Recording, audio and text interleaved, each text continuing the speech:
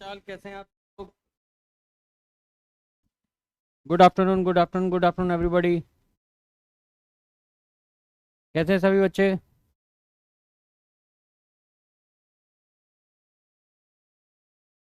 Good afternoon, good afternoon. कैसे हैं, क्या हाल चाल? गुड आफ्टरनून, गुड आफ्टरनून बच्चा। बस हम भी बढ़िया हैं। गुड आफ्टरनून बेटा। गुड आफ्टरनून जी। गुड आफ्टरनून बेटा।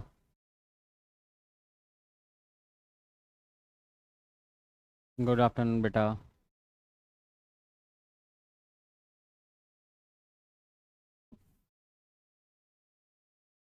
हाँ,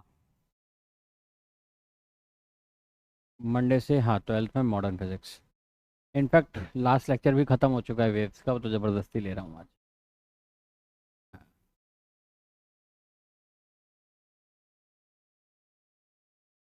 शुरू किया जाए दोस्त। तैयार हैं? डीबीपी सॉल्व कर ली मॉडर्न की, उसकी सॉरी वेव्स की सभी ने? तो मोटा मोटा सब कुछ पढ़ ही लिया है। छोटा सा एक टॉपिक है, हालांकि इस पे कभी सवाल नहीं पूछा गया, लेकिन मैं बता दे रहा, लाउडनेस। और फिर पीवाईक्यू करेंगे। तो ये दो पार्ट आज के सेशन में कंप्लीट करने वाले हैं। ठीक है, शुरू करते हैं बच्चा पार्टी लाउडनेस से।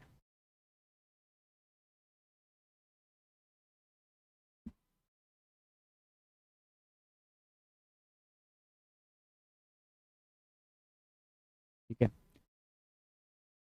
सबसे पहली बात, इसकी यूनिट क्या होती है?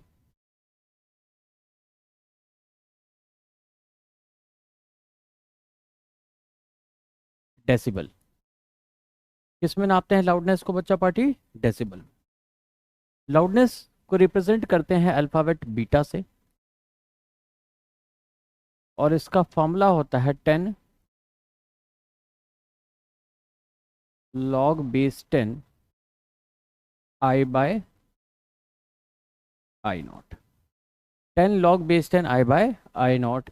यहाँ से जो वैल्यू आती है बच्चा पार्टी, वो लाउडनेस की वैल्यू आ जाती है। और किस में आती है यूनिट्स में? इन डीबी आती है। I0 क्या होता है बच्चा पार्टी? रिफरेंस इंटेंसिटी लेवल, या रेफरेंस इंटेंसिटी कह दो। रेफरेंस इंटेंसिटी उसकी वैल्यू होती है 10⁻⁻12 वॉट पर मीटर स्क्वायर। और आई क्या होता है? Intensity of sound.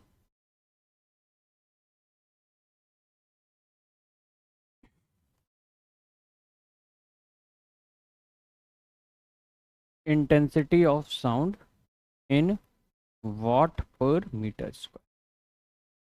तो कभी भी इंटेंसिटी ऑफ साउंड दे रखा हो और लाउडनेस पूछी गई हो, सिंपली इंटेंसिटी की वैल्यू इस फॉर्मूले में पुट करेंगे, लाउडनेस आपके पास बीटा की वैल्यू निकल के आ जाएगी। कॉपी कर लीजिए।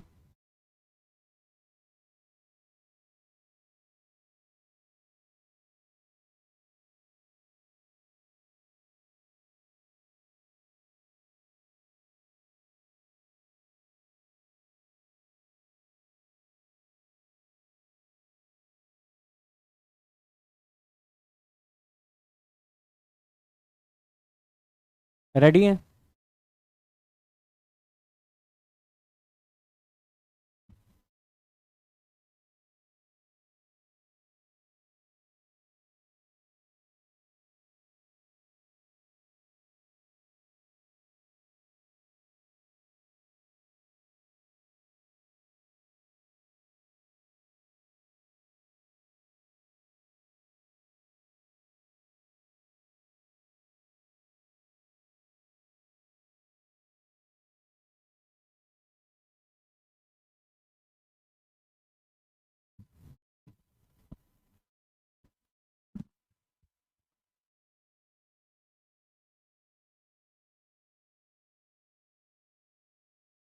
हो गया?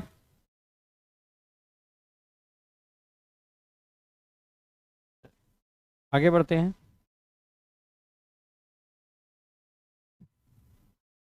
रेडी हैं पीवाईक्यू के लिए? 10 साल से भी थोड़े ज़्यादा के ले लिए हैं, ठीक है। तो लास्ट 10 साल में मैंने क्वेश्चन देखे, तो जितनी बार भी सवाल आए हैं वो मैक्सिमम टाइम्स जो आए हैं वो ऑर्गन पाइप से आए हैं, बीट से आए हैं, या फिर डॉपलर इफेक्ट से आए हैं। अब डॉपलर इफेक्ट्स तो क्या है, सिलेबस से हटा दिया गया है, तो बचता है बेसिकली ऑर्गन पाइप और बीट्स। अब जो वेव इक्वेशन वाला पार्ट था उससे पहले तो सवाल पूछे गए, इधर नहीं पूछे गए थे, तो मैंने कहा पुराने जो पूछे हुए सवाल है वही मैं आपसे पूछ लेता हूँ। तो शुरू करते हैं पीवाईक्यू। पहला सवाल है, सॉल्व करें अपनी, और जवाब अपनी कॉपी में लिख लेंगे, चिल्लाएगा नहीं कोई, जब मैं पूछूंगा तभी बताएंगे।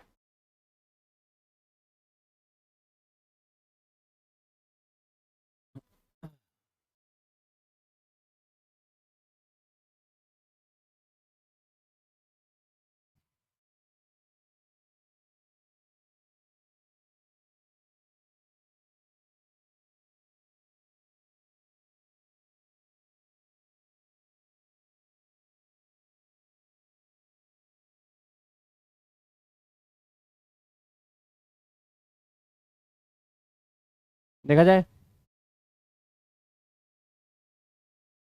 सॉल्व हो गया? क्या है आंसर?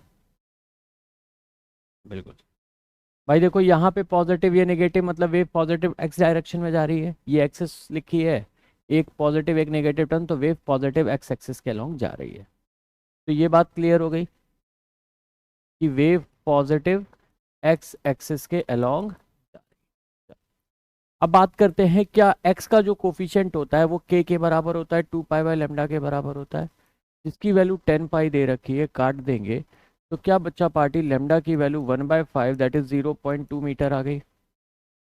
और जो टाइम का कोफिशिएंट होता है वो ओमेगा होता है, जिसकी वैल्यू 2 पाई एफ लिखते हैं, क्वेश्चन के मुताबिक वो 2 पाई है, तो फ्रीक्वेंसी 1 हर्ट्ज आ जाएगी। तो आपके पास फ्रीक्वेंसी आ गई, वेवलेंथ आ गई, और पॉजिटिव एक्स डायरेक्शन में जा रही है। तो ये सारी बातें ऑप्शन नंबर 3 में ही सही लिखी हैं। सभी लोग सहमत हैं? अगला सवाल।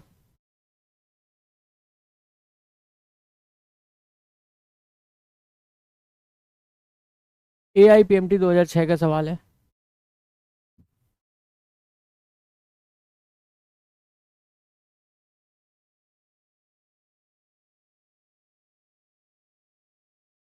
कितना है आंसर? क्या वेव वेलोसिटी ओमेगा बाय के लिखते हैं, ओमेगा टाइम का कोफिशिएंट 4 पाई है, और के जो है 0.5 पाई है। क्या ये सॉल्व करके 8 मीटर पर सेकेंड आ जाएगा? क्लियर है। बाकी एम्पलीट्यूड पूछा होता तो 8 हो जाता, वेव नंबर भी निकाल लेते और फ्रीक्वेंसी भी निकाल लेते। जो क्लियर है सभी लोग? नेक्स्ट सवाल, 2004 का।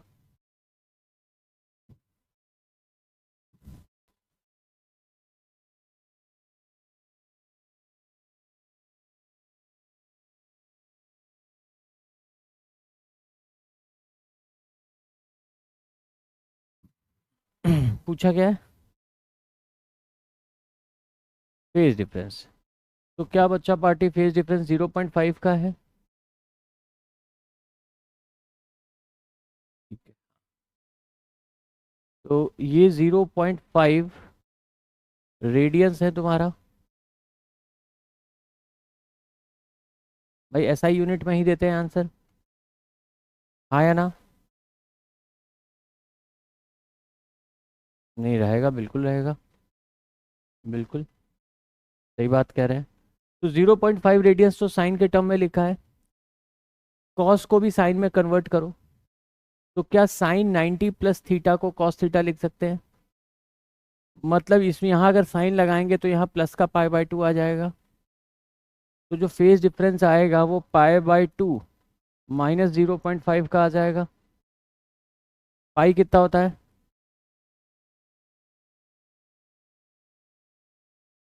सॉल्व करो, कितना आया ये 1 के आसपास का आएगा कुछ आंसर। क्लियर है?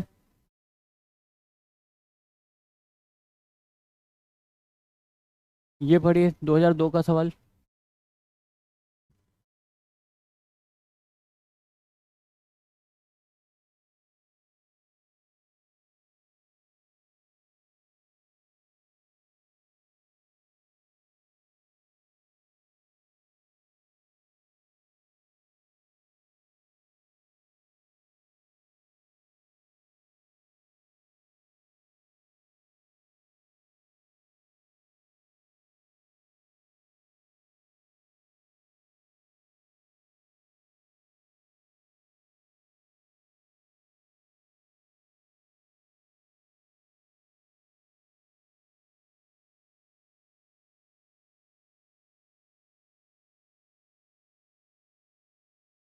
हो गया। एम्पलीट्यूड दे रखा है, वेलोसिटी दे रखी है, वेवलेंथ दे रखा है along positive x axis, then the correct expression for the wave is. तो पॉजिटिव वेव एक्सिस के अलोंग तो ये जा रही होगी या ये जा रही होगी, क्योंकि इसमें नेगेटिव है, यहाँ पे दोनों टर्म पॉजिटिव है, तो ये दो तो एलिमिनेट हो गए। 0.2 सभी में दिख रहा है। अब हमें कंपेयर करना है वेव वेलोसिटी को लेके कि भाई वेव वेलोसिटी किस में 360 आ रही है, तो वो भी मुझे लग रहा है दोनों में सेम आएगी। वेवलेंथ का कंपैरिजन किया जा सकता है सर। ठीक है, तो वेवलेंथ के लिए देखेंगे बच्चा पार्टी के जो के का कोफिशिएंट होता है वो 2 पाई/लैम्डा होता है। यहाँ पे 2 पाई अंदर बाहर था, यहाँ पाई बाहर है, 2 पाई को अगर अंदर मल्टीप्लाई कर देंगे तो यहाँ से जो वेव नंबर आएगा वो 2 पाई/60 आएगा, और यहाँ से जो वेव नंबर आएगा अगर पाई अंदर मल्टीप्लाई करोगे तो पाई/60 आएगा।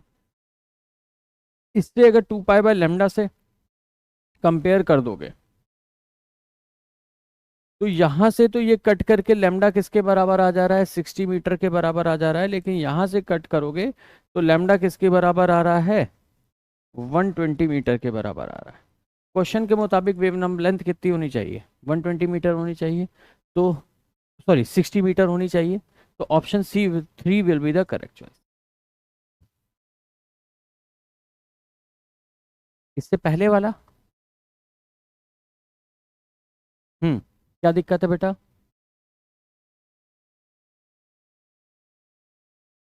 बेटा देखिए यहाँ साइन लिखा है या कॉस लिखा है, तो क्या साइन और कॉस में पाई/2 का फेज डिफरेंस होता है।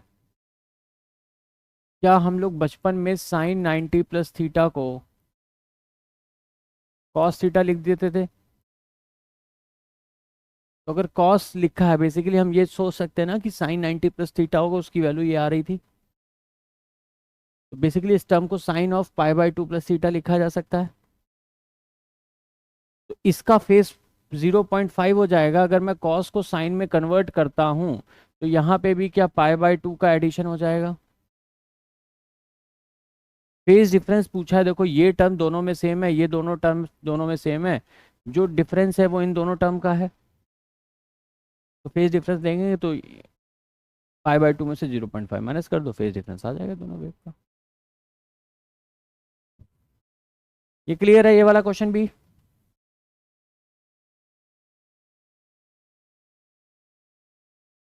नेक्स्ट सवाल 2001 का।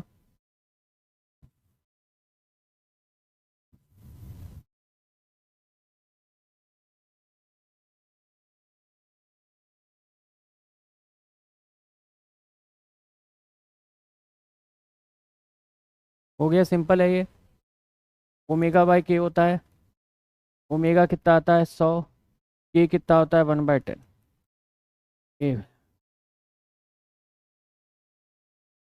कंफर्टेबल है, क्लियर है।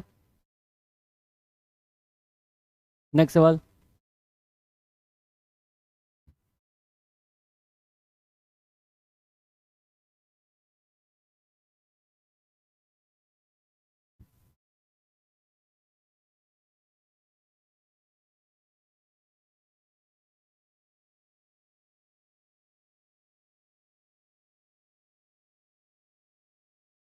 हो गया, क्या आ रहा है आंसर। भाई क्या ये जो टर्म है ये वेव नंबर है, क्या ये 2 पाई/लैम्डा के बराबर होगा। तो लैम्डा 2 × पाई 3.14 होता है अपॉन 62.4 लिख देंगे, तो क्या ये 1/10 आ जाएगा सॉल्व करके। सभी सहमत हैं? सभी को आ गया? अगला सवाल करें, नीट 2022 का।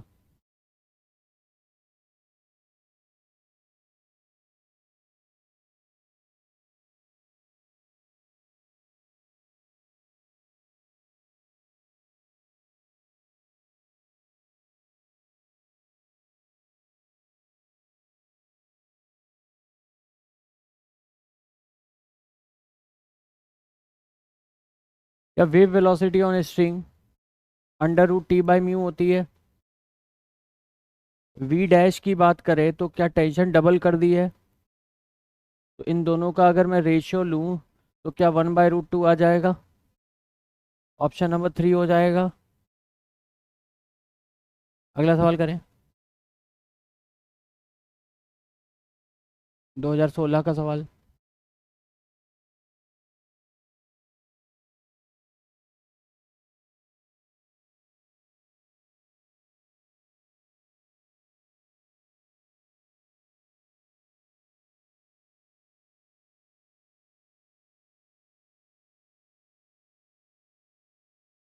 हो गया? बाकी लोग भी करें।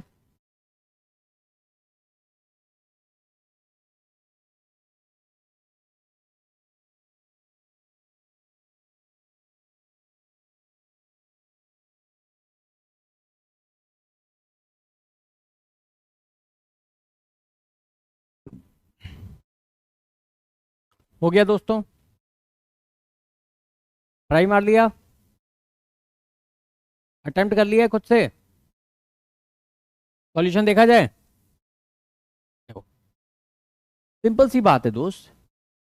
यूनिफॉर्म रोप है जिसका लेंथ एल है एंड मास m1 है, hangs vertical from a rigid support. A block of mass m2 attached to the free end of the rope. A transverse wave pulse of lambda 1 is produced at the lower end of the rope. तो समझना बच्चा party, ये रोप है, यहाँ पे आपने मास m2 लटका दिया और इस रोप का खुद का मास m1 है। पहले तो मुझे ये बताओ, इस पॉइंट पे टेंशन कितनी होगी? पॉइंट 1 पे और पॉइंट 2 पे टेंशन की वैल्यू क्या होगी, पहले मेरे को ये बताओ।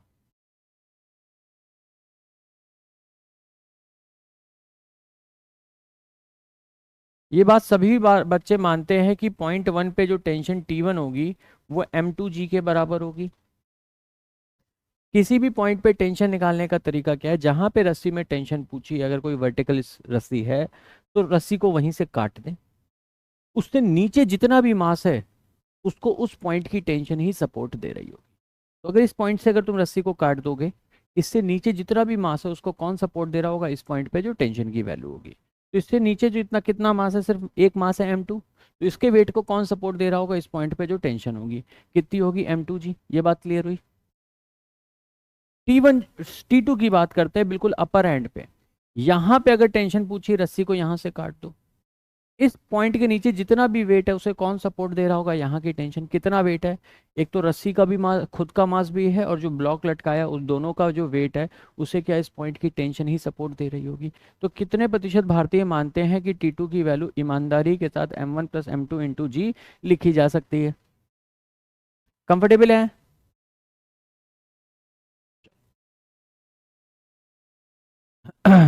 A transverse pulse of wavelength lambda is produced at the lower end of the rope. The wavelength of pulse when it reaches the top of the rope is lambda 2.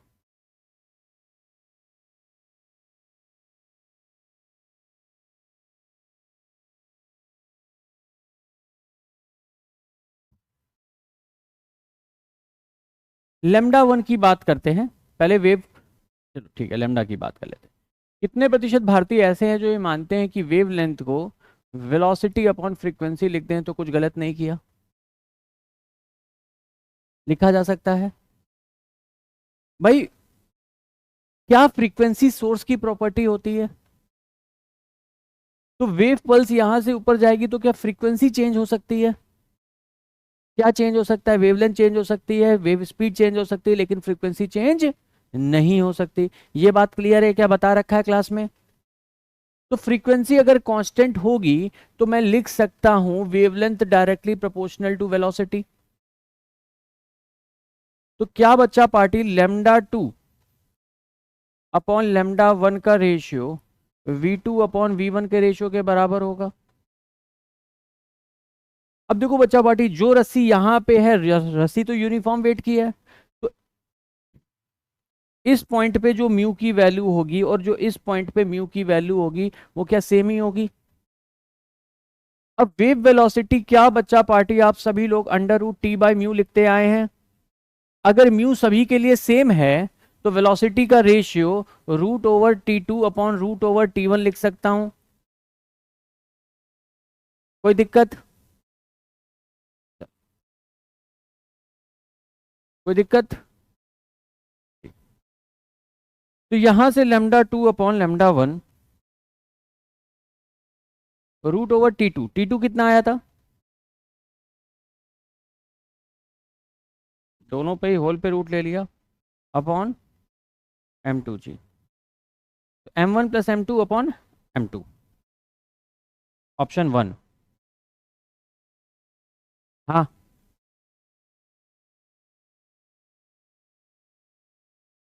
ठीक है। क्वेश्चन समझ में आ गया? दोबारा बताना है। सॉल्यूशन समझ में आ गया इसका?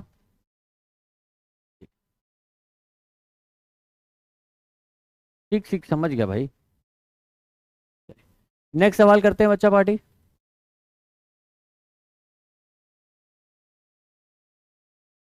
The ratio of frequency of fundamental harmonic produced by an open or pipe to that of closed organ pipe having the same length is, length same है, रेशियो बताना है।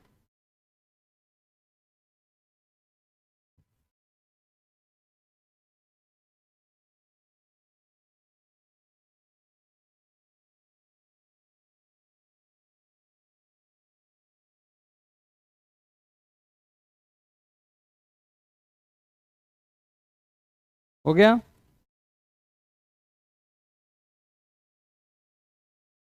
चलो, फ्रीक्वेंसीज ऑफ फंडामेंटल हार्मोनिक मतलब n is equal to 1 की बात कर रहा है। क्लियर है? ओपन ऑर्गन पाइप के लिए अगर मैं बात करूं तो जो ओपन ऑर्गन पाइप होता है उसके लिए फंडामेंटल फ्रीक्वेंसी V/2L होती है। क्लोज्ड ऑर्गन पाइप की अगर मैं बात करूं तो जो उसकी फंडामेंटल फ्रीक्वेंसी होगी क्या वो V/4L आती है। मीडियम एयर सेम है तो वेलोसिटी सेम होगी, लेंथ क्वेश्चन में सेम दे रखा है, तो क्या ये रेशियो 2:1 आ गया? कौन दिक्कत, कोई समस्या? जौनपुर पाठशाला, गाजीपुर, अगला सवाल करें।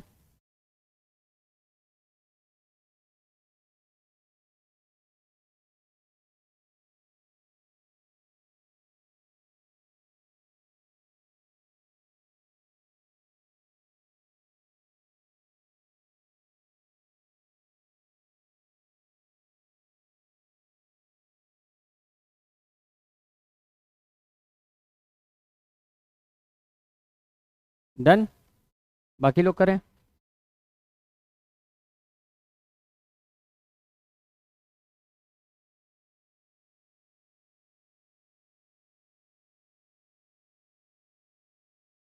Length of the string of musical instrument is 90 centimetre and as a fundamental frequency दे रखी है।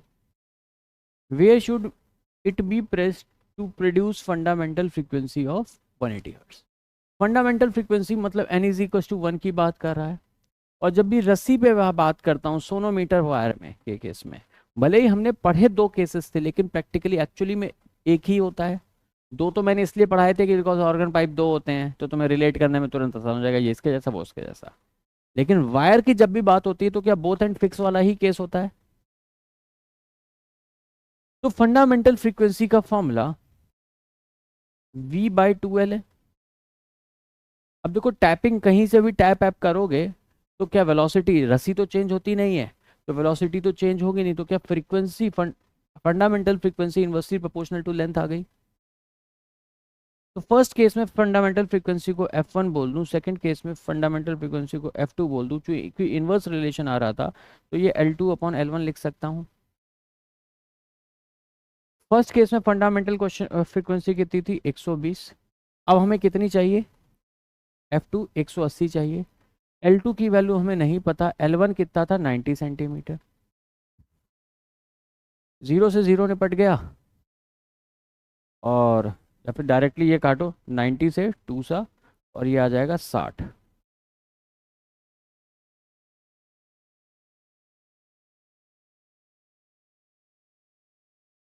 कंफर्टेबल हैं सभी लोग? नेक्स्ट सवाल, उड़ीसा नीट 2019 का।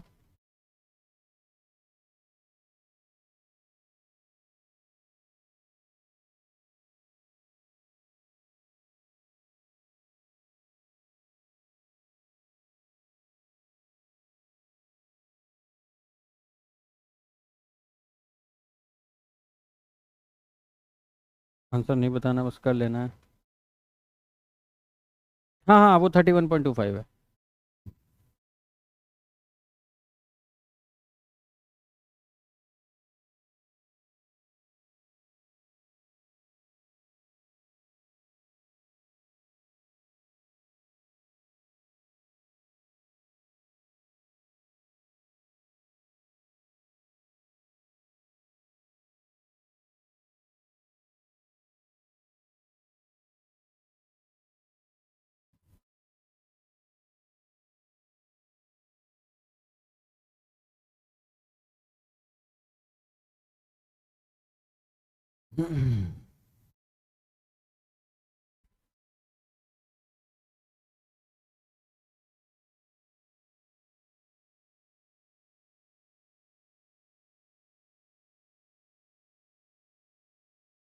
देखा जाए।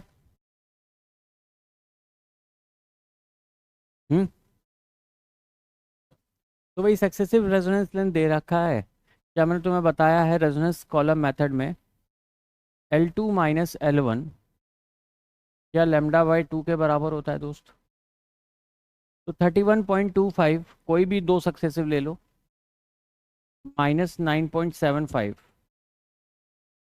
लेमडा बाई 2 के बराबर होना चाहिए दोस्त। तो ये सॉल्व करके कितना आ रहा है दोस्त?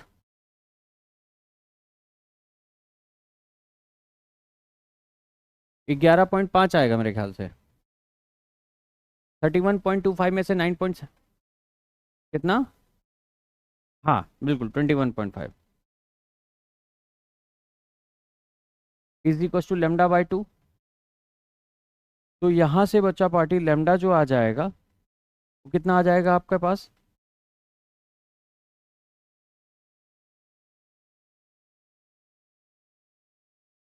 ये तो क्लियर है। और तुम्हें क्या पता है, तो वेव स्पीड क्या होती है?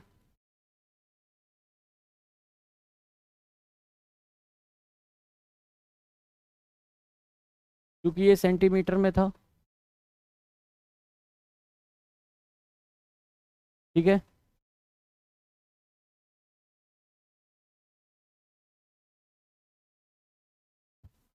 सभी लोग सहमत हैं?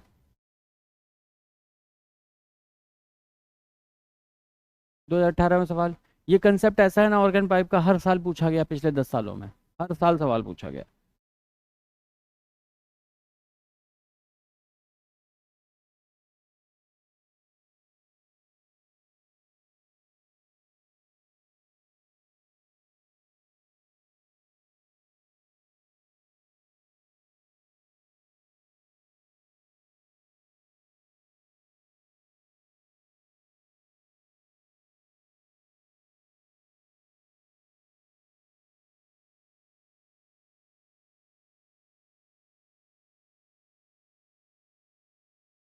बढ़े आगे।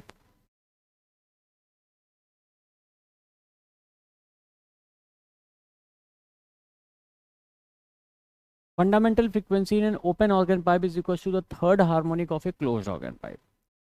If the length of the closed organ pipe is दे रखा है, the length of the open organ pipe पूछा गया। तो समझ आप अच्छा पार्टी, ओपन ऑर्गन पाइप की जो फंडामेंटल फ्रीक्वेंसी होगी, क्या वो V/2 लेट से इसकी लेंथ L1 है, ये होगी। सभी लोग ये मानते हैं इतना बात? अरे हाँ या ना, कि जो ओपन ऑर्गन पाइप की fundamental n v by 2L formula होता है, एन की वैल्यू 1 पुट कर देंगे, फंडामेंटल का V बाई 2L आ जाएगी। क्लोज्ड ऑर्गन पाइप की थर्ड हार्मोनिक के बराबर है। क्या क्लोज्ड ऑर्गन पाइप का जो फंडामेंटल फ्रीक्वेंसी होती है वो V/4L होती है।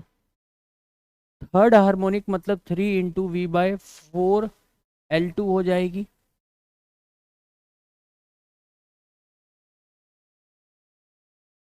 क्यों? क्यों? यस। 3 बार पढ़ो, हार्मोनिक की डेफिनेशन क्या होती है। हार्मोनिक की डेफिनेशन बताइए क्या होती है। आवाज नहीं आ रही। 3 बार पढ़िए, एक बार नहीं।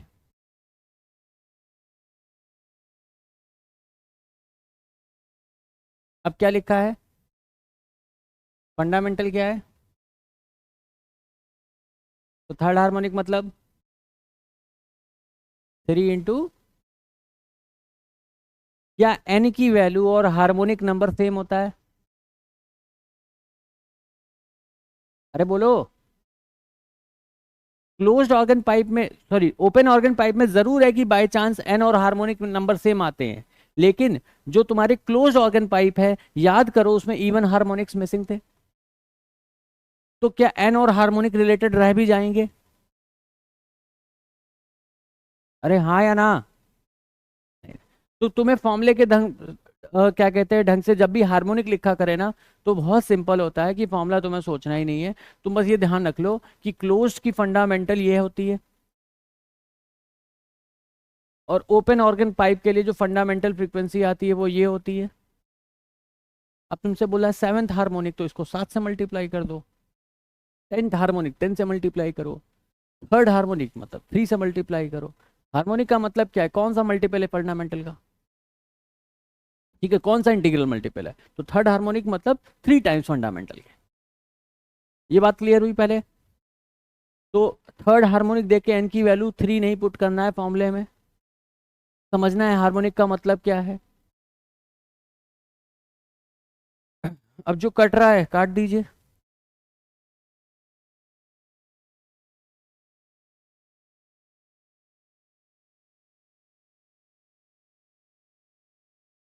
यहां से L2/L1 की वैल्यू 3/2 आ जाएगी।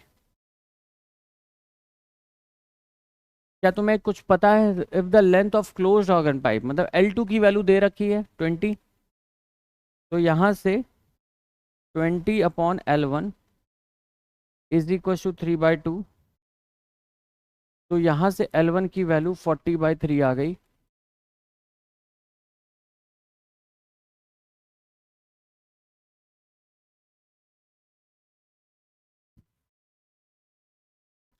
सहमत है सभी लोग।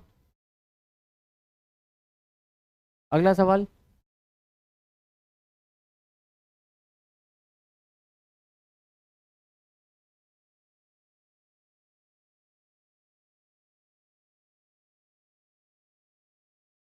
आराम से पढ़ेंगे, घबराएंगे नहीं क्वेश्चन देख के।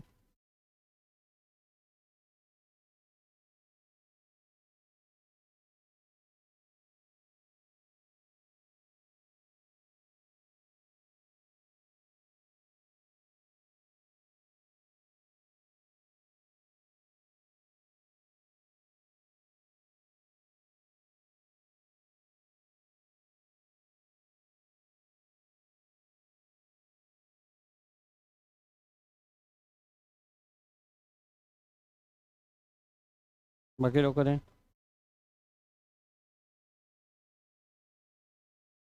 बाकी लोग, हो गया सभी का।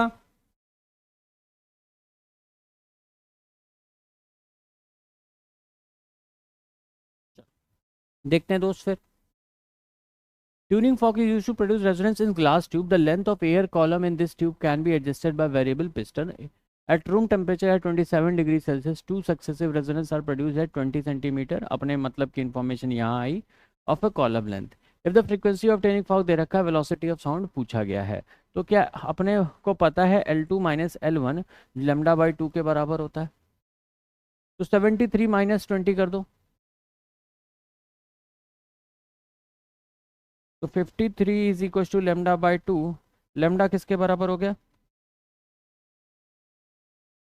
ठीक है, सेंटीमीटर में वो भी। अब आपसे पूछी कितनी है, वेव स्पीड पूछी है, तो वेलोसिटी या फ्रीक्वेंसी इंटू वेवलेंथ लिखते हैं। फ्रीक्वेंसी कितनी है?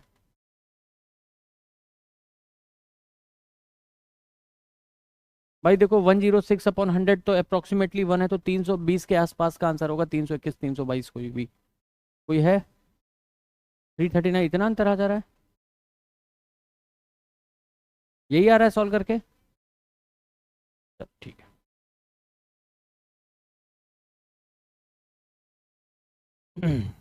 आगे बढ़े। नेक्स्ट सवाल।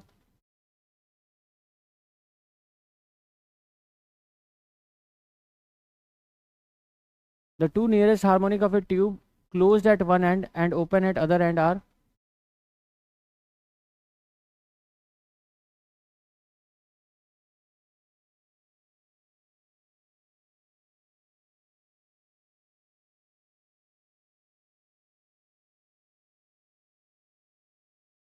बाकी लोग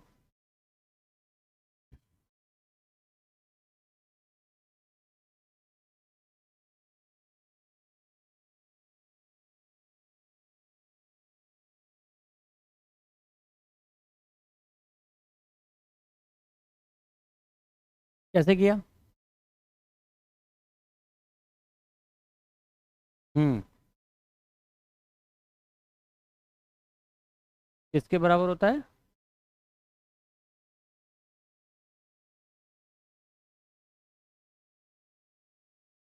अच्छा, क्यों?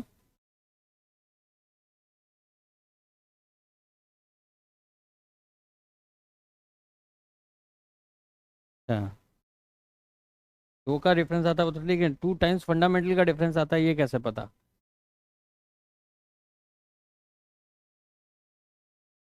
चलो करके देख लेते हैं, कोई बहुत बड़ी बात थोड़ी ना है।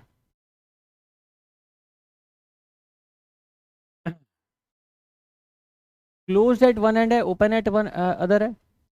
तो समझना बच्चा पार्टी, फ्रीक्वेंसी का formula 2n-1 into v by 4l लिखा है अपन ने। ठीक है, तो मान लो दो सक्सेसिव की बात कर रहे हैं, तो एक बार n की वैल्यू n ही रख लेते हैं और दूसरी बार n की वैल्यू n+1 लिख लेते हैं।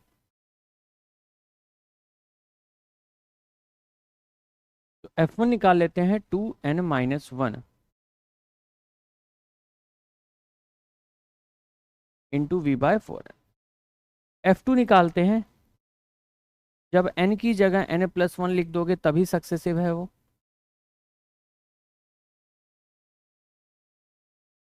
सॉल्व करोगे, ये 2n प्लस का 2 माइनस का 1 इंटू वी बाय 4l आ जाएगा दोस्त। 2 - 1 कितना हो जाएगा? 1 हो जाएगा। तो यहां से बच्चा पार्टी F2 की value 2n+1 we by 4l आ जाएगी। समझ रहे हो? फर्स्ट अपन ने मान लिया कोई nth हार्मोनिक है और दूसरा n+1th हार्मोनिक है, या फिर n की वैल्यू n, पहली बार n की वैल्यू n रखी, दूसरी बार n+1 रखा, तो सक्सेसिव फ्रीक्वेंसीज आएंगी जहां पर रेजोनेंस मिल रहा है। कोई भी रैंडम ले ली, हमने कोई पर्टिकुलर वैल्यू नहीं पुट करी, रैंडम वैल्यू ले ली है। तो F2 आ गई, जहां पे रेजोनेंस मिल रहा है वो ये फ्रीक्वेंसी है, और F1 जहां पे रेजोनेंस मिल रहा है वो ये फ्रीक्वेंसी है। यहां तक क्लियर है? सॉरी, ये रही।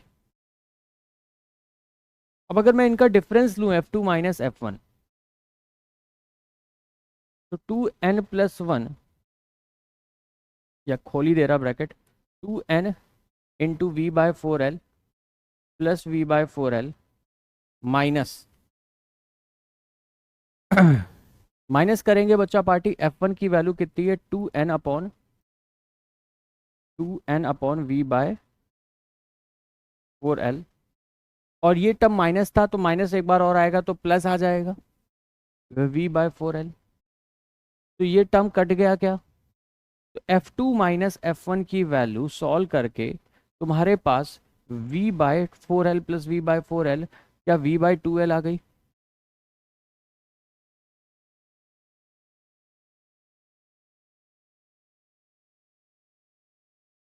अरे हाँ या ना?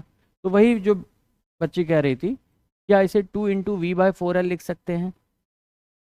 या फंडामेंटल की, sorry, open closed organ pipe की फंडामेंटल फ्रीक्वेंसी v/4l लिखते हैं। तो वही कोई भी दो सक्सेसिव रेजोनेंस फ्रीक्वेंसी दे रखी है, तो वो हमेशा किसके बराबर आएगा? F2 minus F1 is equal to 2f, where f is the fundamental frequency of an organ pipe. Clear है यहाँ तक? तो फंडामेंटल फ्रीक्वेंसी पूछी है, तो सिंपली कितना हो जाएगा? F2 minus F1/2। F2 कितना था दोस्त बच्चा पार्टी? क्वेश्चन के मुताबिक 260 माइनस 220/2।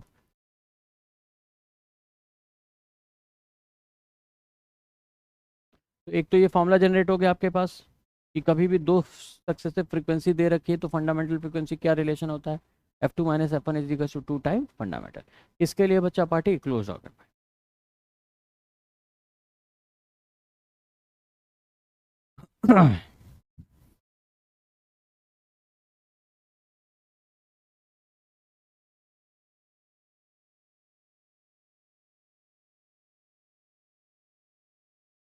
वहीं अगर ओपन ऑर्गन पाइप लेंगे तो डिफरेंस ऑफ फ्रीक्वेंसी एफ के बराबर ही आ जाएगा।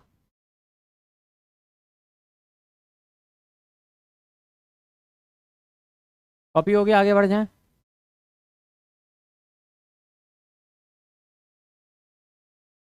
नेक्स्ट सवाल।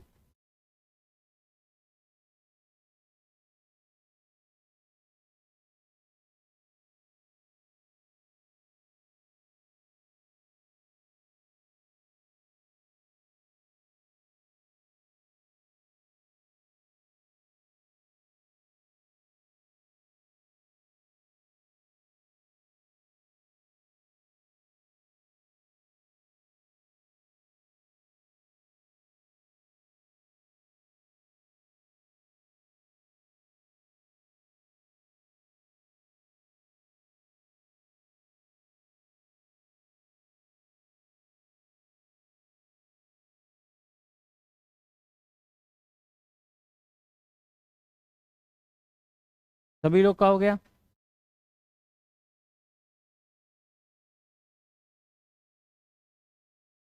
सभी ने अटेम्प्ट कर लिया?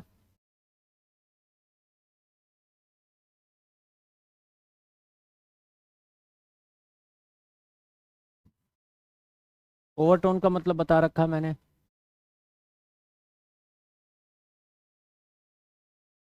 ओवरटोन और एन में रिलेशन क्या होता है ये भी बता रखा है।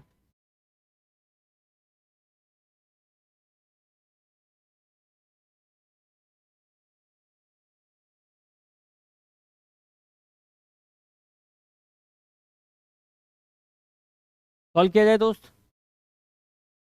सेकेंड ओवरटोन का मतलब अपने भारत में एन की वैल्यू 2 + 1 3 हो जाएगा। एज द फर्स्ट ओवरटोन का मतलब एन की वैल्यू 2 हो जाएगी। पहले एन की वैल्यू समझ में आया ओवरटोन से कैसे निकालते हैं? ओवरटोन प्लस 1 कर दोगे तो एन की वैल्यू आ जाती। ये बात क्लियर है सभी को? Second overtone of an open organ pipe, तो ओपन ऑर्गन पाइप के लिए फ्रीक्वेंसी का फॉर्मूला v/2l होता था, एन v/2l। एन की वैल्यू क्या 3 पुट कर दूं? Has the same frequency as the first overtone of close organ pipe. Close organ pipe के लिए फ्रीक्वेंसी का फॉर्मूला 2n-1 इंटू v/4l लिखते थे। इस फॉर्मूले में n की वैल्यू 2 पुट करो, या 3v/, मतलब ये फ्रीक्वेंसी 3v/4l की बात हो जाएगी। ओपन वाले ऑर्गन पाइप की लेंथ L1 रख दी।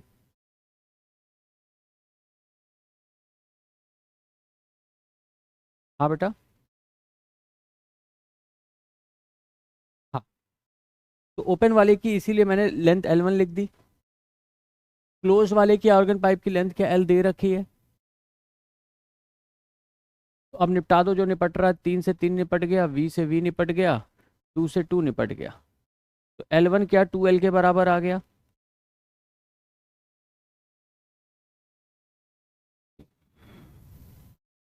सभी को समझ में आया बढ़िया से। अगला सवाल।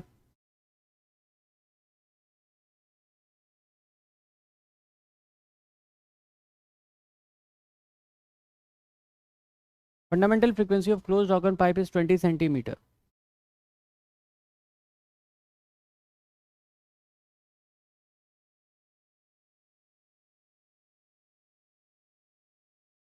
Fundamental frequency of closed organ pipe of length 20 centimeter is equal to the second overtone of an organ pipe open at both end.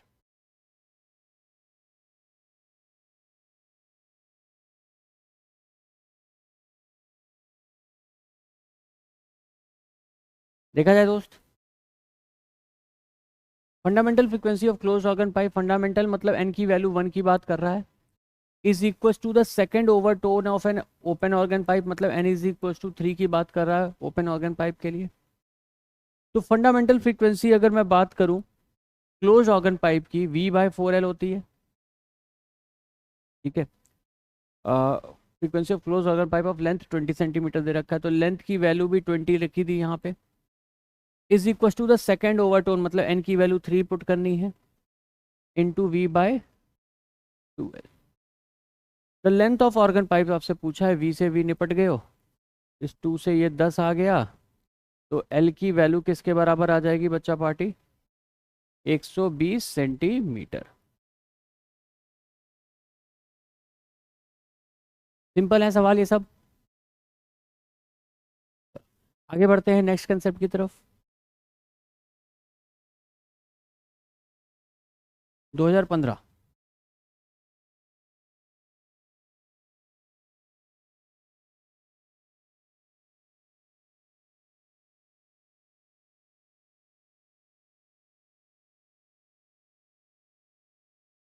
सभी का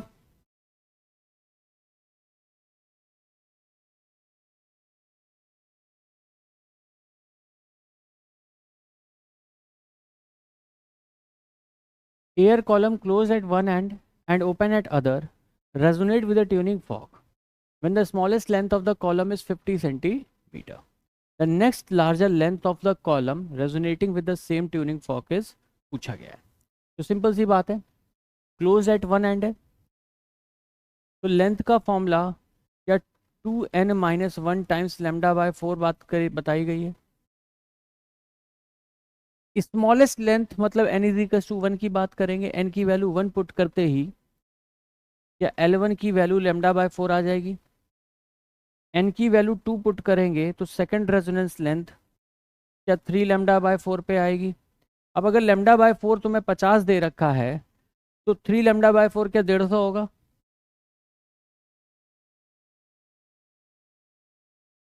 नेक्स्ट सवाल।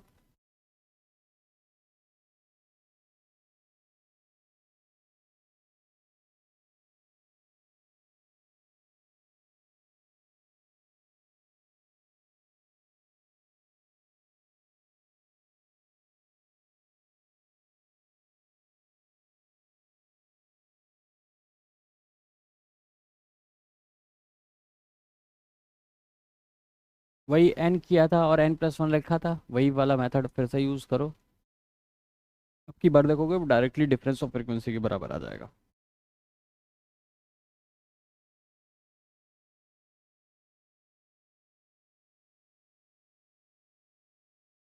सभी का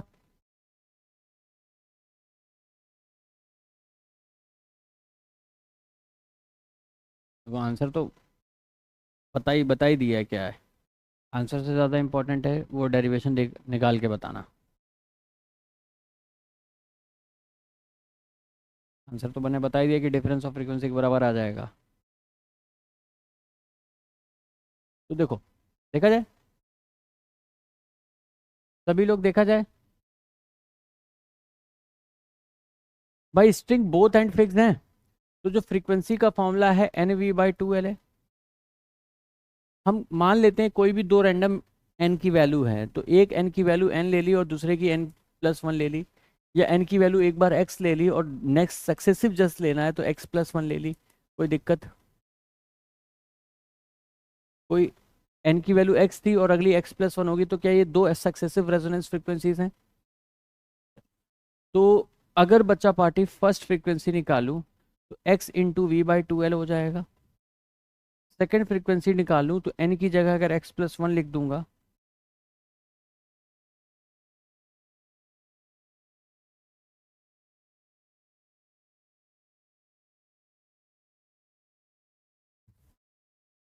यहाँ से दोस्त क्या F2 माइनस F1 अगर करता हूँ डिफरेंस ऑफ फ्रीक्वेंसी, इसमें से ये माइनस कर देता हूँ, तो देखो x v by two l x v by two l खत्म हो जाएगा। क्या answer v by two l के बराबर ही आ जाएगा? क्या यही फंडामेंटल फ्रीक्वेंसी होती है? तो difference of two successive resonance frequency F के बराबर आता है किस किस केस में? String fixed at both and oblique open organ 5, और 2f के बराबर आता है किस केस में? String fix eight one and free, या फिर क्लोज ऑर्गन पाइप में। क्लियर है? एफ क्या होती है? फंडामेंटल फ्रीक्वेंसी होती है। तो सिंपली डिफरेंस ऑफ फ्रीक्वेंसी लेना था, 420 और 315 का डिफरेंस 105 हर्ट्ज। सहमत है? क्लियर है फंडामेंटली सभी लोग? अगला सवाल ए आई पी एम टी 2014 से, थोड़ी मेहनत लगेगी इस क्वेश्चन में।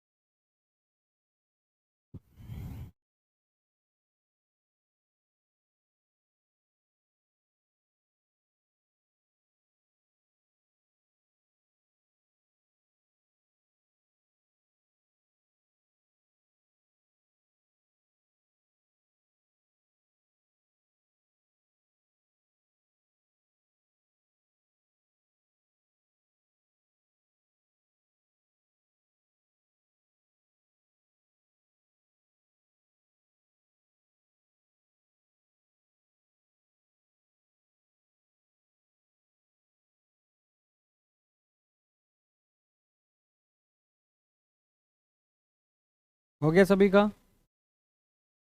बाकी लोग भी ट्राई मार दे एक बार।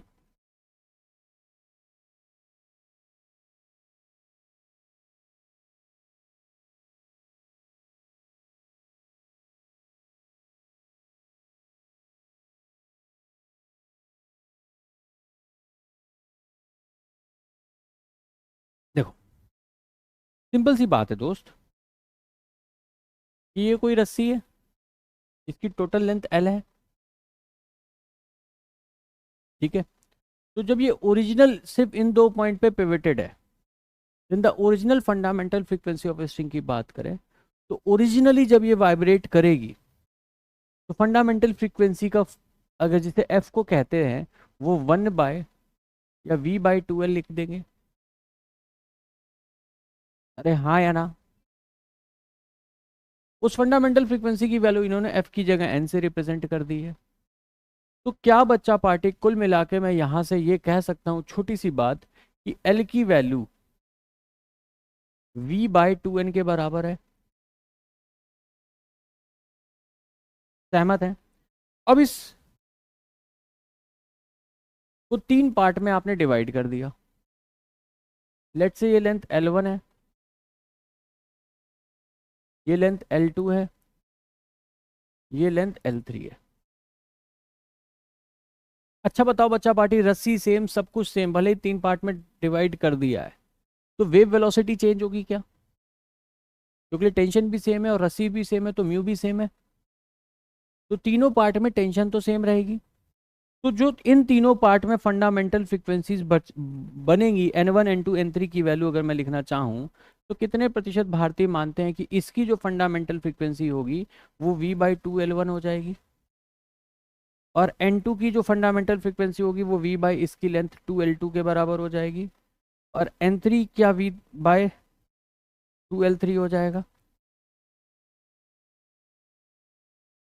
यहाँ से L1 की बात करें तो V/2N1 आ जाएगा, L2 की बात करें तो V/2N2 आ जाएगा, और L3 की बात करें तो V/2 टाइम्स N3 आ जाएगा। कोई दिक्कत, कोई समस्या? अब ये बात भी कितने प्रतिशत भारतीय ईमानदारी से मानते हैं कि जो टोटल लेंथ होगी इसे L1 + L2 + L3 लिखा जा सकता है? क्या L की वैल्यू V/2N थी? L1 की जगह V/2N1 लिखा है।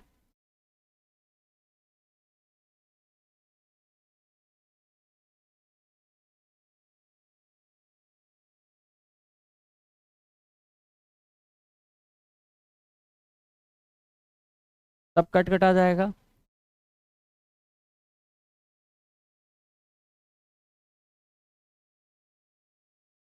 कौनो दिक्कत?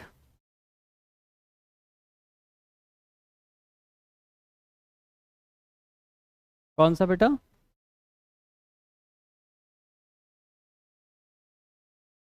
तो उससे कैसे होगा?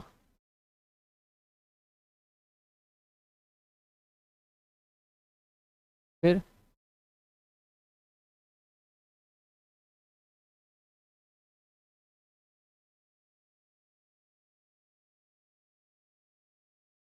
मतलब आपने माना कि एक कंप्लीट वेव बन रही है जिसकी वेवलेंथ लैम्डा है, और ये तीनों भी अपने फंडामेंटल हार्मोनिक में ही कर रहे हैं, और the fundamental frequencies of 3 second. चलो ये भी फंडामेंटल फ्रीक्वेंसीज है, ये बात भी ठीक है। तो यहाँ पे λ1 जनरेट होगा, यहाँ पे λ2 जनरेट होगा, और ये λ3 जनरेट होगा। आ, ठीक है। तो लैम्डा इज इक्वल टू λ1 + λ2 + λ3 कर दिया। फिर आपने V/F वाले फॉर्मूले में, ठीक है कोई इशू नहीं, बस थोड़ी सी एक टेक्निकल मिस्टेक है उसमें। बताऊं? मतलब आंसर ठीक आ रहा है, बट वो टेक्निकली एन तो क्या हो रहा है, λ1/2 + λ2/2 + λ3/3, ये लैम्डा बाई, सॉरी,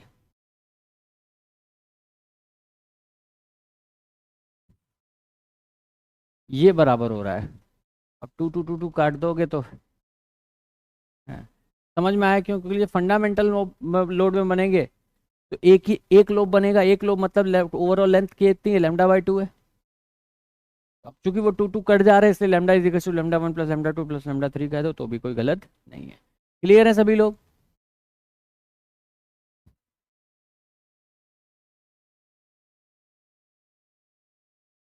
नेक्स्ट सवाल।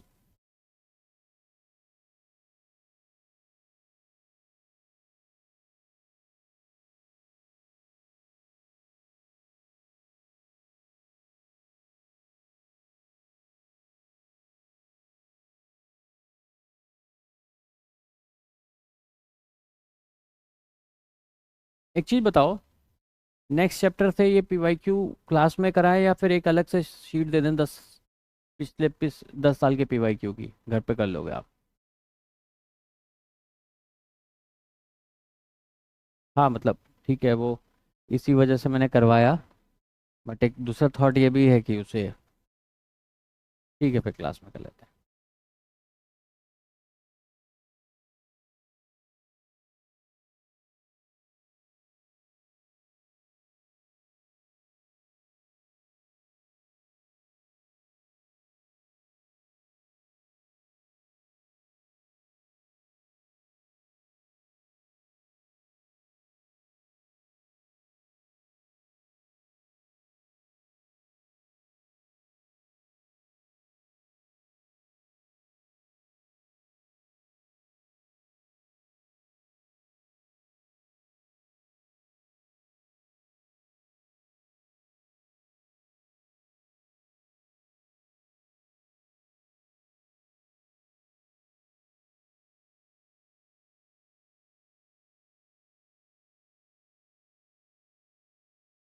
हो गया?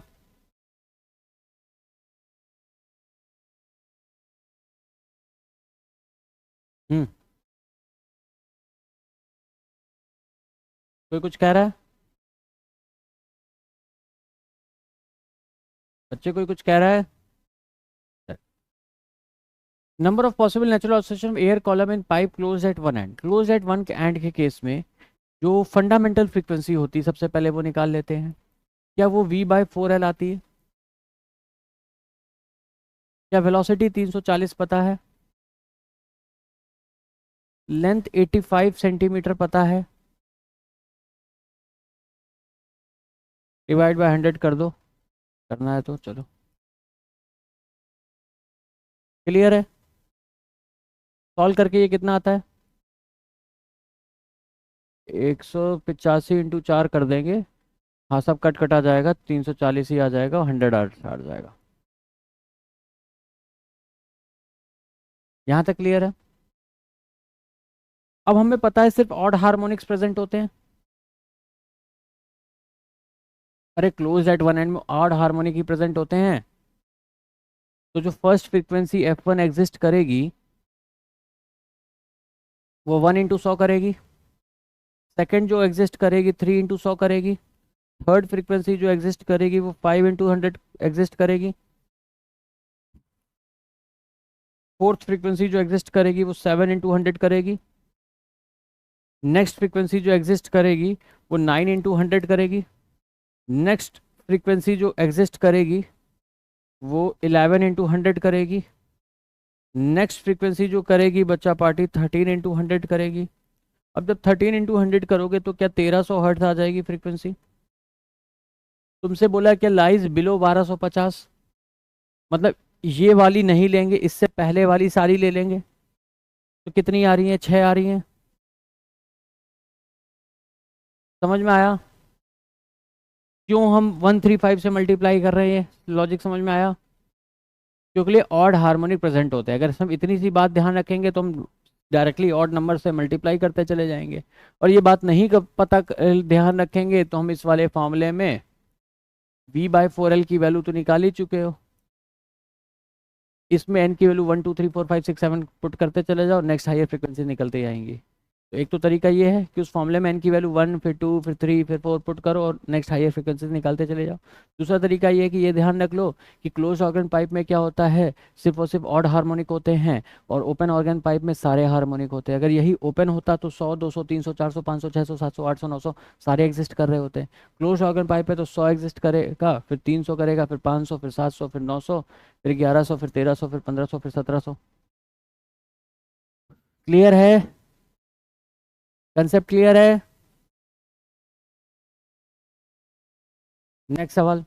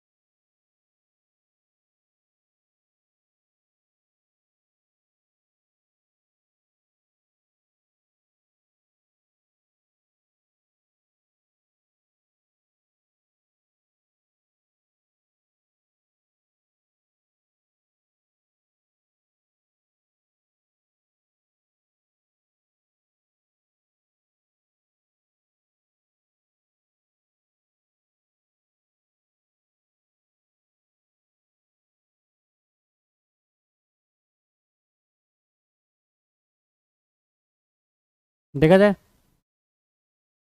in a guitar two string A and B made up of same material are slightly out of tune and produces beat of frequency, दोनों एक दूसरे के साथ 6 हर्ट्ज की फ्रीक्वेंसी जनरेट कर रहे हैं, बीट्स बना रहे हैं।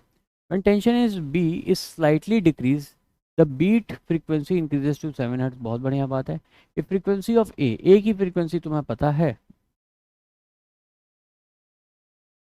530। तो अगर दोनों आपस में 6 बीट्स बना रहे हैं तो या तो बी की फ्रीक्वेंसी 526 होगी, सॉरी 524 होगी, या 536 होगी। अब ये कह रहे हैं when tension in B is slightly decreased. तो टेंशन को डिक्रीज करने से हो क्या रहा है, ध्यान करो फ्रीक्वेंसी का formula n into v by two l लिखते हैं गिटार के केस में, सोनोमीटर के केस में। क्या ये velocity under root T by mu होता है? तो टेंशन डिक्रीज करोगे तो क्या फ्रीक्वेंसी डिक्रीज होगी? तो कह रहे बी की जब टेंशन डिक्रीज कर रहा है मतलब बी की फ्रीक्वेंसी डिक्रीज कर रहा है, तो भाई डिक्रीज कर दो। लेट्स से ये डिक्रीज होगी तो 535 हो जाएगी, ये डिक्रीज होगी तो 523 हो जाएगी। तो बता रहे उसके बाद बीट्स जो है वो 7 हो जा रही हैं। तो देखो इसके साथ कितनी इसकी बीट्स बन रही हैं और ये दोनों आपस में कितनी बना रहे हैं, तो कौन सही कौन गलत? मतलब ओरिजिनल फ्रीक्वेंसी बी की क्या होगी?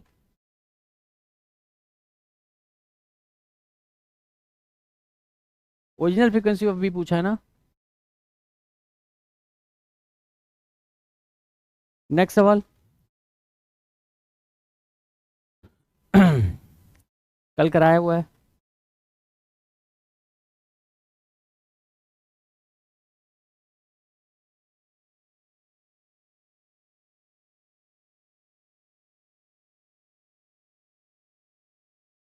इतना समय क्यों लग रहा है भाई?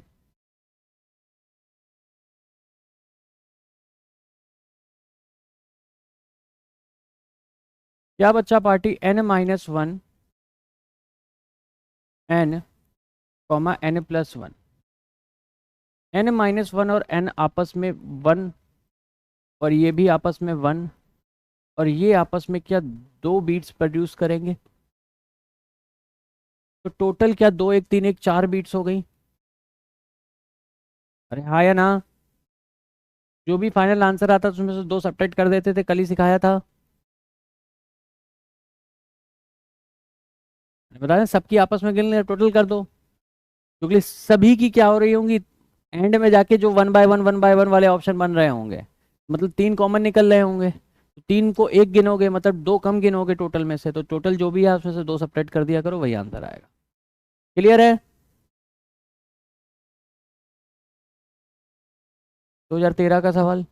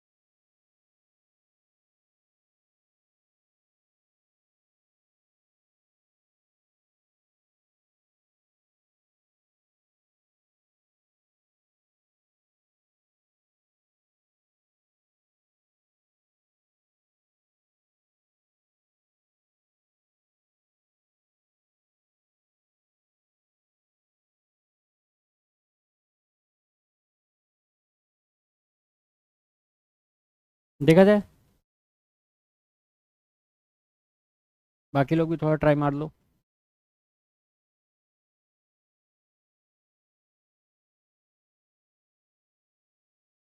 ठीक है, तो देखो बच्चा party, source of unknown frequency 4 beats दे रहा है, किसके साथ? 250 हर्ट्ज के साथ। तो अननोन फ्रीक्वेंसी की जो हो सकती है या तो 254 हो सकती है या 246 होती है, ये बात अब बोला क्या? The second harmonic of source of unknown. Second harmonic क्या होगा? तो नेक्स्ट इंटीग्रल नहीं, second integral multiple. Second harmonic लिखा है तो 2 इंटू फंडा। तो अगर इसका अगर बच्चा पार्टी इसको मैं 2 से मल्टीप्लाई करता हूँ तो कितना आ जाएगा ये?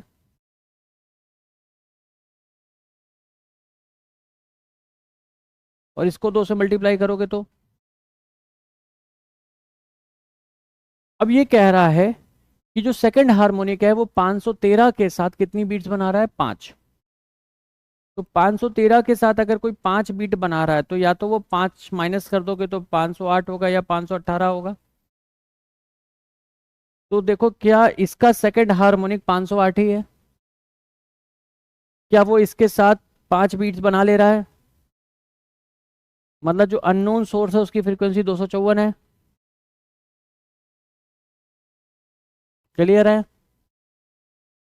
तो ये कुछ बहुत ही सुंदर और अच्छे सवाल है जिसमें तुम्हें एग्जैक्टली सिर्फ हार्मोनिक का मतलब पता होना चाहिए। जिसको हार्मोनिक का मतलब नहीं पता है, जो हार्मोनिक को सिर्फ एन के टर्म्स में जानता है, उससे नहीं होगा ये सवाल। हार्मोनिक का मतलब सिर्फ सिंपल सी मतलब है मल्टीपल ऑफ फंडामेंटल। कौन सा मल्टीपल? सेकंड हार्मोनिक लिखा है तो सेकंड मल्टीपल है, 2 से मल्टीप्लाई करो। यहीं अगर लिखा होता फोर्थ हार्मोनिक तो 4 से मल्टीप्लाई करो, सेवंथ हार्मोनिक 7 से मल्टीप्लाई करो। क्लियर है दोस्त? हम्म। कुछ कह रहा है कोई? अच्छा, वो यस सर में यस हटा दिया था आपने। चलो आज के लिए इतना ही है दोस्त। नेक्स्ट चैप्टर अभी शुरू किया जाए या छुट्टी कर दी जाए आज? चलो मंडे से कर लेते हैं, मेरी भी स्लाइड नहीं प्रिपेयर है। चलो ठीक है बच्चा पार्टी, आज के लिए इतना ही। आज जल्दी छुट्टी हो जा रही है, कल टेस्ट भी है, प्रिपेयर करिए, रिवाइज करिए बढ़िया से, और मंडे से नया चैप्टर शुरू करते हैं। हाँ। हाँ बेटा।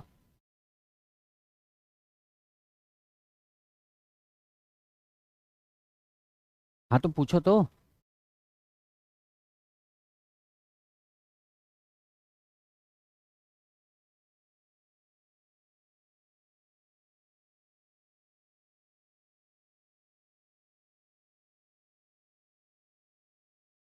फिर से पढ़ना दोनों स्टेटमेंट।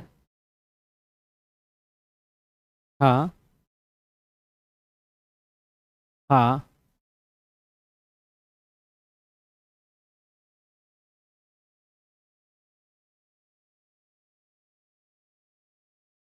देखो पहला स्टेटमेंट तो ठीक है,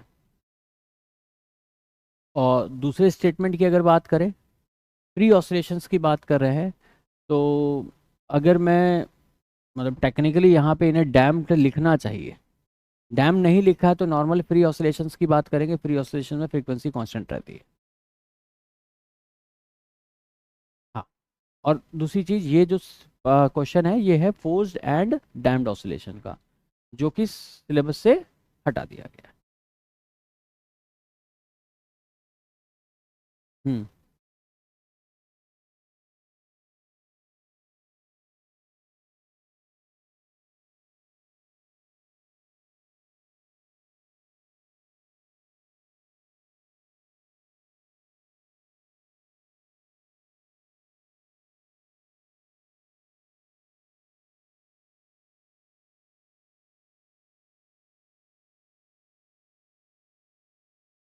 फिर से दर्शन पढ़ना क्या है?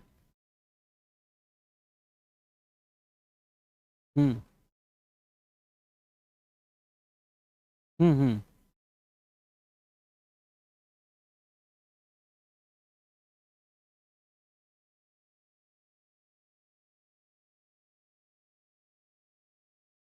देख लेते हैं ना, सोचना क्यों है।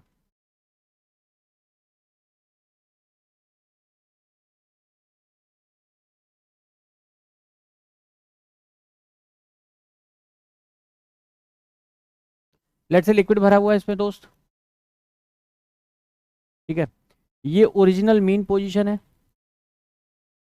यहां से वाटर को आपने डिस्प्लेस किया एक्स डिस्टेंस पे, ठीक है। तो लेट से इतना वाटर आपने डिस्प्लेस किया, ठीक है। अब जब इसे छोड़ोगे तो क्या होगा बच्चा बाटी? जब इसे एक्स डिस्प्लेस करोगे तो यहां से भी ये एक्स डिस्टेंस ऊपर जाएगा, ठीक है। अब जब ये जब छोड़ोगे तो ये वाइब्रेट करेगा। तो तुम्हें रीस्टोरिंग फोर्स निकालना पड़ेगा कि कितना फोर्स एक्स डिस्प्लेस करने पे पानी पे लग रहा है। तो ये समझो अगर अभी एक्स डिस्प्लेस कर रखा है तो इस लेवल से ये टोटल हाइट 2x हो जाएगी जहां तक पानी चढ़ जाएगा। तो इतने पार्ट का जो वेट होगा वही रीस्टोरिंग करने के लिए धक्का दे रहा होगा, फोर्स का जो इम्बैलेंस आ रहा होगा। अरे हाँ या ना? तो अगर वो मैं बात करूं तो density of liquid into area of cross section A ले लो, ठीक है, इनटू हाइट ले लो 2x। तो area of cross section into height कर दोगे तो कितना आ जाएगा, ये तुम्हारे पास वॉल्यूम आ गया, वॉल्यूम इंटू डेंसिटी कर दिया, मास आ जाएगा, इंटू जी कर दोगे। क्योंकि ये रीस्टोरिंग फोर्स है तो माइनस लगा दोगे। यहां तक क्लियर है? तो जो रीस्टोरिंग फोर्स है उसका जो फोर्स कांस्टेंट आ गया, माइनस का रो, नहीं, 2 ρ a g इंटू एक्स आ गया। फोर्स को क्या मास टाइम एक्सेलरेशन लिख सकते हैं, ठीक है। तो एक्सेलरेशन को d2x/dt² लिख दो, प्लस ये टर्म इधर ले आओ 2 ρ a g by mass of liquid column into X equate to G. ये बात क्लियर है? अब अगर बच्चा पार्टी मैं मास ऑफ लिक्विड कॉलम लिखूं तो देखो ये वाला जो पार्ट है पानी में, इसमें अमाउंट ऑफ वाटर हमेशा फिक्स रह रहा है। बेसिकली h हाइट तक पानी भरा था इसमें भी और इसमें भी, तो यही कुछ पार्ट ऑसिलेट कर रहा है। तो इतनी सी हाइट जो है h है, area of cross section a है, तो इसका अगर मैं मास लिखूं तो density of liquid into height h और into area of cross section a into 2 लिख दूंगा। ये बात आई समझ में? क्यों 2 से मल्टीप्लाई किया? बिकॉज 2 आर्म है। तो क्या बच्चा पार्टी डेंसिटी का इफेक्ट खत्म हो जा रहा है, एरिया ऑफ क्रॉस सेक्शन खत्म हो जा रहा है, 2 खत्म हो जा रहा है। तो ओमेगा स्क्वायर तुम्हारा किसके बराबर आ गया, जी बाय एच के। तो टाइम पीरियड क्या आ जाएगा, सॉरी, हाँ, 2 पाई/ओमेगा, तो 2 पाई अंडर रूट h/g। ये शायद क्लास में लिखाया भी ये हुआ है मैंने। तो सिर्फ हाइट ऑफ कॉलम पे डिपेंड कर रहा है, डेंसिटी का फैक्टर खत्म हो जा कैंसिल हो जा रहा है। तो अगर डेंसिटी का फैक्टर ही खत्म हो जा रहा है तो दोनों में ही जो टाइम पीरियड आएगा सेम आएगा, अलग अलग नहीं आएगा। क्लियर है? ओके बेटा, गॉड ब्लेस यू। और कोई कुछ पूछना चाहता है? हम्म। हम्म। हम्म।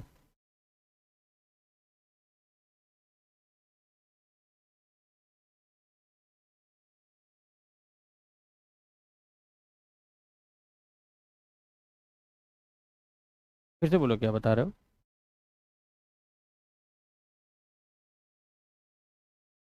हम्म। हम्म। हम्म। हम्म। हम्म।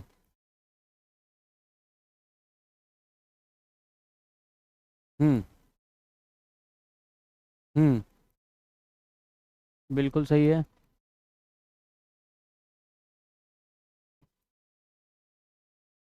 सिर्फ इतना टर्म दे रखा है। कौन से साल में पूछा हुआ है सवाल?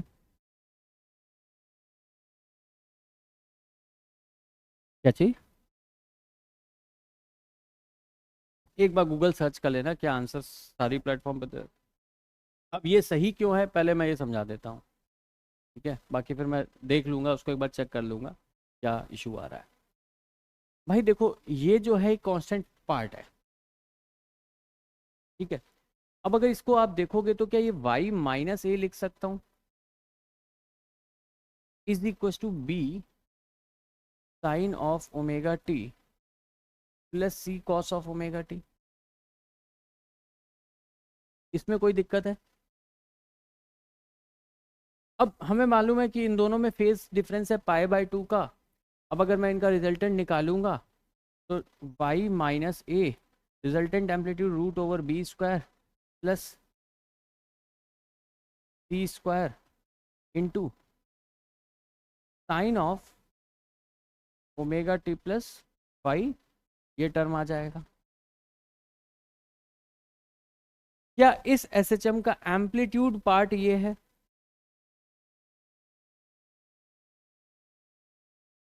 क्लियर है? लेकिन सिंपल सी लॉजिक है, y माइनस ए का मतलब क्या है कि जो ऑसिलेशंस हो रहे हैं वो इस लाइन के अबाउट नहीं हो रहे हैं, वो हो रहे हैं इस लाइन के अबाउट। अगर कोई पार्टिकल एस एच एम कर रहा था तो वो कुछ इस लाइन के अबाउट कर रहा था, उसका जो एम्पलीट्यूड है root over B square plus C square वो इस लेवल से रूट ओवर, तो ये जो हाइट है ना बेटा, इसकी वैल्यू कितनी आई है? Root over B square plus A square. ये बात समझते हो?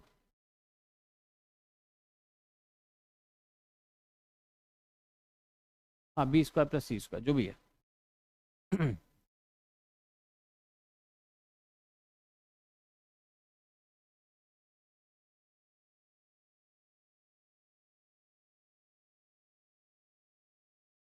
ये बात समझते हो? अगर मान लो कोई ऐसी इक्वेशन होती है जिसमें ए नहीं होता, ठीक है, तो जो ऑसिलेशन कर रहा होता तो वो ओरिज एक्स एक्सिस के अबाउट कर रहा होता। इस केस में अगर ये ऑसिलेशन कर रहा है, मतलब ऑसिलेशन कौन सी लाइन के अबाउट कर रहा है? y minus A equal to 0 करोगे मतलब y is equal to A, मतलब इस लाइन के अबाउट ये ऑसिलेशन कर रहा है। और जब भी एम्पलीट्यूड बोलते हैं तो एम्पलीट्यूड का टेक्निकल मीनिंग क्या होता है? एम्पलीट्यूड का टेक्निकल मीनिंग होता है मैक्सिमम वैल्यू, मैक्सिमम कोऑर्डिनेट। तो क्या y, ये जो पार्टिकल जो है जो मैक्सिमम वैल्यू अटेंड कर रहा है, क्या वो ओरिजिन से अगर जब नापोगे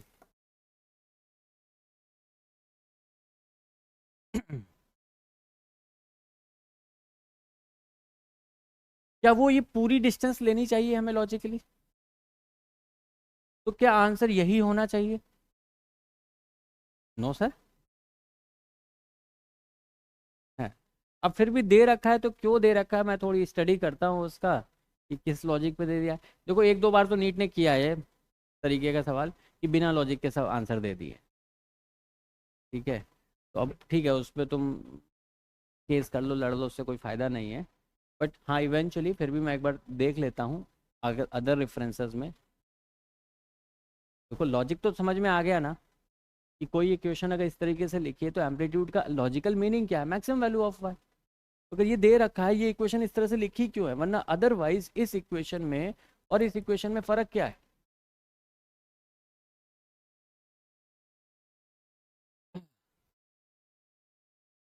या तो हो सकता है लैंग्वेज टर्म में कुछ उन्होंने हेरा फेरी कर रखी है जो आप रीड नहीं कर पा रहे हो। मैं फिर भी एक बार देख के नेक्स्ट क्लास में आपको बता दूँ। भाई इस इक्वेशन में और ये दो इक्वेशन अलग है ना, ये इक्वेशन नंबर 1 और ये इक्वेशन नंबर 2 सेम तो नहीं है, दो अलग अलग बातें बता रही है। पहली इक्वेशन ये बता रही है कि कोई ऐसा ऑसिलेटर है जो इस अबाउट, इसके अबाउट एसएचएम कर रहा है, एक्स एक्सिस के अबाउट। दूसरी इक्वेशन ये बता रही है कि जो ऑसिलेशंस हो रहे हैं वो y is equal to A line के अबाउट हो रहे हैं, ठीक है। तो इस केस में जो मैक्सिमम कोऑर्डिनेट ऑफ y जाएगा वो कितना जाएगा बच्चा party? a plus root over B square plus C square, और जो मिनिमम वैल्यू जाएगी वो a minus root over B square plus C square आ जाएगी। ठीक है? तो टेक्निकली होना तो वो चाहिए, अब क्या सोच के दिया है वो मैं एक बार चेक कर लूँगा रेफरेंस में। और बाकी अदर रेफरेंसेस देख लेंगे कि भाई जेई मेन सेंस में अगर सवाल आए हैं तो क्या दिए हैं। एम्बिग्यूस तो नहीं दिए कि कई बार ऐसे दे दिए कई बार ऐसे दे दिए, फिर तो किस्मत का गेम हो जाएगा। लेकिन अगर हर बार उन्होंने आंसर यही दे रखा होगा सिर्फ इतना सा पार्ट, तो भी मैं बता दूंगा, तो फिर आप यही मार्क करना, ठीक है।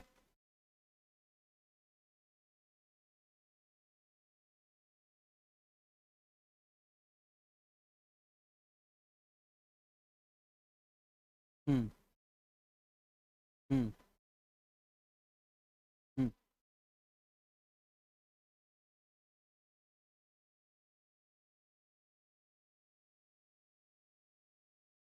हम्म।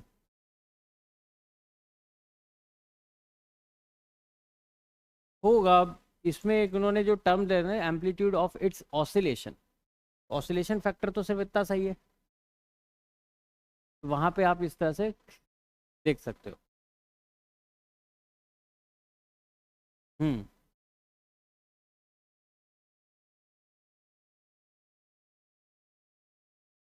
हम्म। वही तो कह रहा हूँ, दोनों होता है। मैं एक बार रीड करके मैं तुम्हें बता दूंगा रेफरेंस के साथ कि कहाँ कहाँ क्या दे रखा है। ठीक है, ओके बेटा। हम्म हम्म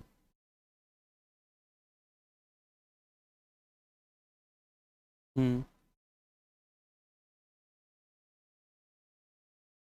नहीं नहीं,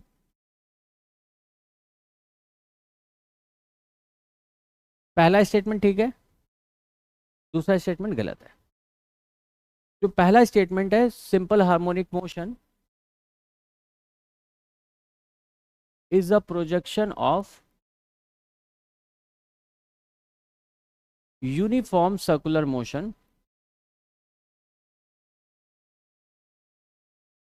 ऑन एनी एक्सिस।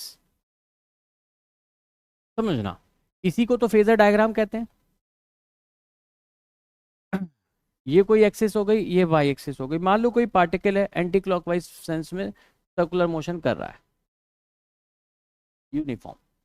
तो जैसे जैसे ये ऊपर जा रहा है, अगर मैं इसकी परछाई वाई एक्सिस पे देखूं, इस गिवन मोमेंट ऑफ टाइम पे यहाँ कहीं होगी, ये यहाँ पहुंचेगा, परछाई यहाँ पहुंच जाएगी, ये यहाँ पहुंचेगा, परछाई यहाँ पहुंच जाएगी, ये घूमता हुआ यहाँ पहुंचेगा, वापस से परछाई अब नीचे आना शुरू होगी, ये यहाँ पहुंचेगा घूमता हुआ, परछाई अब और नीचे आना शुरू होगी।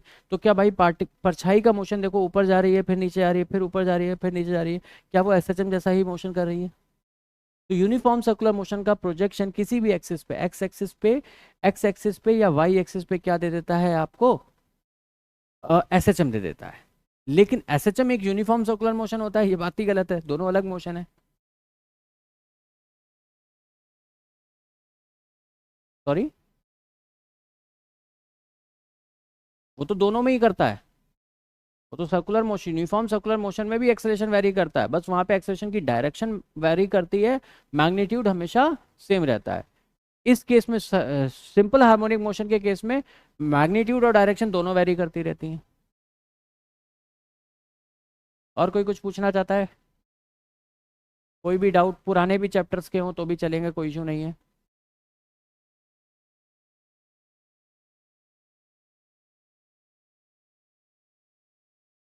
एनीवन?